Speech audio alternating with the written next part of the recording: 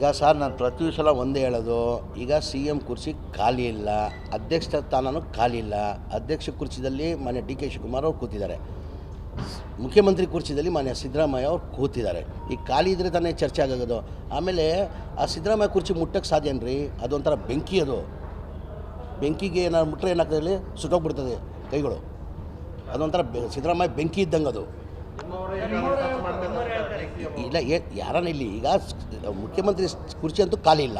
ಆಮೇಲೆ ಅದಕ್ಕಿಂತ ಹೆಚ್ಚಾಗಿ ಸಿದ್ದರಾಮಯ್ಯ ಒಂಥರ ಬೆಂಕಿ ಇದ್ದಂಗೆ, ನಾನು ಟಗರ್ ಅಂತೀನಿ, ಅವರು ಒಂಥರ ಬೆಂಕಿ ಇದ್ದಂಗೆ. ಆ ಬೆಂಕಿಗೆ ಯಾರನ್ನ ಮುಟ್ಟಕ್ಕೆ ಸಾಧ್ಯನಾ? ಮುಟ್ಟರೆ ಏನಾಗ್ತದೆ ಹೇಳಿ, ಬರ್ನ್ ಆಗ್ತದೆ. ಹಂಗಾಗಿ ಸಾಧ್ಯನೇ ಇಲ್ಲ. ಈಗ ನೋಡ್ರಿ, ನಾನು ಪದೇ ಪದೇ ಹೇಳ್ತೀನಿ, ನಮ್ಮ ಪಕ್ಷ ಹೈಕಮಾಂಡ್ ಪಕ್ಷ. ಈಗ ಆಲ್ರೆಡಿ ಮುಖ್ಯಮಂತ್ರಿ ಕುರ್ಚಿಯಲ್ಲಿ ಮಾನ್ಯ ಸಿದ್ದರಾಮಯ್ಯ ಅವರು ಕೂತಿದ್ದಾರೆ, ಅಧ್ಯಕ್ಷ ಕುರ್ಚಿಯಲ್ಲಿ ಮಾನ್ಯ DK ಶಿವಕುಮಾರ್ ಅವರು ಕೂತಿದ್ದಾರೆ. ಅವ್ರು ಏನಾದ್ರು ಬದಲಾವಣೆ ಆಗಬೇಕಾದ್ರೆ ನಾವು ನಮ್ಮ ಅಭಿಪ್ರಾಯ ನಾವು ಹೇಳ್ಕೊಳ್ಬೋದು. ತೀರ್ಮಾನ ಮಾಡೋರು ಯಾರು? ನಮ್ಮ ಪಕ್ಷದ ಹೈಕಮಾಂಡ್. ನಮ್ಮ ಪಕ್ಷದ ಹೈಕಮಾಂಡ್ ಏನು ತೀರ್ಮಾನ ಮಾಡಿ ನಾವೆಲ್ಲ ಬದ್ಧ ಇರೋಕ್ಕೆ ಆಗ್ತದೆ. ಅವ್ರು ಗೆರೆ ಹಾಕಿದ್ದು ನಾವೆಲ್ಲ ಯಾರು ಗೆರೆ ದಾಟಲ್ಲ. ಅಂದರೆ ಯಾರು ಮಾತಾಡ್ತಾರೆ, ಏನು ಮಾತಾಡ್ತಾರೆ? ಇಲ್ಲ, ಮುಖ್ಯಮಂತ್ರಿ ಸ್ಥಾನದಿಂದ ಸಿದ್ದರಾಮಯ್ಯ ಹೋಗ್ತಾರಂತ ಹೇಳ್ತಾವ್ರ ನಮ್ಮವರು. ಎಲ್ಲರಿಗೂ ಅವ್ರವ್ರ ಸಮಾಜದಲ್ಲಿ ಎಲ್ಲರಿಗೂ ಆಸೆ ಇರ್ತದೆ. ದಲಿತ ಸಮಾಜದಲ್ಲೂ ಆಗಬೇಕಂತ ಇದ್ದಾರೆ, ST ಸಮಾಜದವ್ರು ಆಗಬೇಕಂತಾರೆ, ಅಲ್ಪಸಂಖ್ಯಾತರಲ್ಲಿ ಆಗಬೇಕಂತಾರೆ, ಲಿಂಗಾಯತ ಸಮಾಜದಲ್ಲಿ ಆಗಬೇಕಂತಾರೆ, ಒಕ್ಕಲಿಗರ ಸಮಾಜದಲ್ಲಿ ಆಗಬೇಕಂತಾರೆ.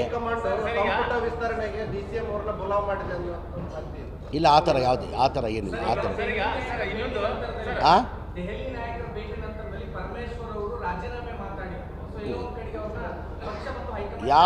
ಅವರು ಯಾವ ಹಿನ್ನೆಲೆಯಲ್ಲಿ ರಾಜೀನಾಮೆ ವಿಚಾರ ಮಾತಾಡಿದ್ರೆ ನನಗಂತೂ ಗೊತ್ತಿಲ್ಲ. ಈಗ ನಾವೆಲ್ಲ ಪಕ್ಷದ ಶಿಸ್ತಿನ ಸಿಪಾಯಿಗಳು. ನಾವು ಹೈಕಮಾಂಡ್ ಏನು ಹೇಳ್ತಾರೆ ಅದು ಕೇಳ್ತೀವಿ. ನಾವು ಹೈಕಮಾಂಡ್ ಆದೇಶ ಮಾಡಿದ್ರೆ ನಾವು ಯಾರು ಆದೇಶಕ್ಕೆ ನಾವು ಇದು ಮಾಡೋದು. ಹಾಂ, ಯಾರಿಗಿಲ್ಲ ಸರ್, ಹಾಗೆ ಮುಟ್ಟಕ್ಕೆ ಸಾಧ್ಯ ಆಗಲ್ಲ ಸರ್. ಸಿದ್ದರಾಮಯ್ಯಗೆ ಒಂಥರ ಟಗರ್ ಬೆಂಕಿ ಇದ್ದಂಗೆ ನಡೀರಿ ಅವರು.